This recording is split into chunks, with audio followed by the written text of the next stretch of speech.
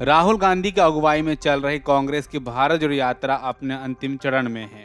30 जनवरी को राहुल गांधी श्रीनगर में तिरंगा फहराएंगे और यात्रा समाप्त हो जाएगी। यात्रा के बाद राहुल गांधी क्या करेंगे, इसको लेकर काफ़ी चर्चाएं होने लगी है।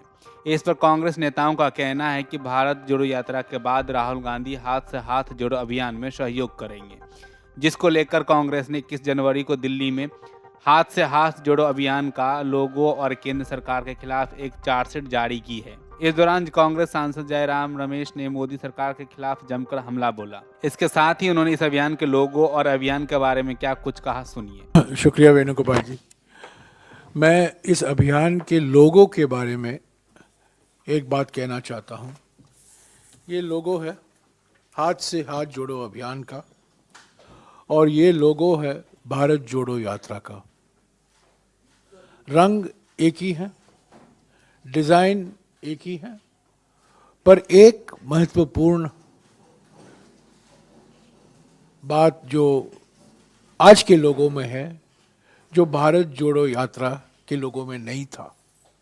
आपने देखा होगा कि हाथ से हाथ जोड़ो अभियान में अभय मुद्रा हमारा चुनाव चिन्ह है। भारत जोड़ो यात्रा में ये चुनाव चिन्ह नहीं था। हमारा कहने का मतलब है कि हाथ से हाथ जोड़ो अभियान भारत जोड़ो यात्रा का दूसरा चरण है। भारत जोड़ो अभियान राजनीति से ऊपर हटकर विचारधाराओं के आधार पर राहुल जी ने मुद्दे उठाए। चुनाव से कुछ लेना देना ज़्यादा नहीं था। हालांकि रोज आलोचना हुआ करती थी मोदी सरकार की नीतियों के बारे में, पर हाथ से हाथ जोड़ो अभियान में हमारा निशाना सीधा है, मोदी सरकार की विफलताएं। हाथ से हाथ जोड़ो अभियान एक सीधे तरीके से 100% राजनीतिक अभियान है। भारत जोड़ो यात्रा के बारे में वो नहीं कहा जा सकता। तो यही महत्वपूर्ण अंतर है भारत जोड़ो यात्रा में और हाथ से हाथ जोड़ो अभियान में। पर हाथ से हाथ जोड़ो अभियान, जैसा कि मैंने कहा, भारत जोड़ो यात्रा का दूसरा चरण है। इसके बाद तीसरा चरण भी हो सकता है, चौथा चरण भी हो सकता है, पर अब के लिए दूसरा चरण ही कांग्रेस संगठन जुड़ जाएगा।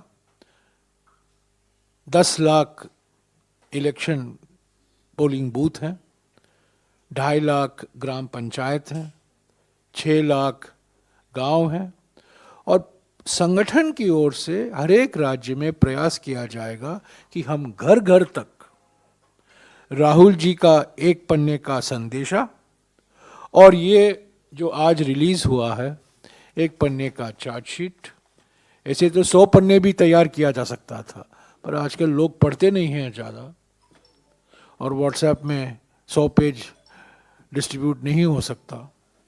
कुछ का साथ, खुद का विकास, सबके साथ विश्वासघात, इसी के आधार पर हाथ से हाथ जोड़ो अभियान की शुरुआत हो रही है। तो वहीं इस दौरान कांग्रेस महासचिव के.सी. वेणुगोपाल ने कहा, भारत जोड़ो यात्रा के 130 दिनों के बाद कांग्रेस को देश की जनता से पर्याप्त इनपुट मिला है।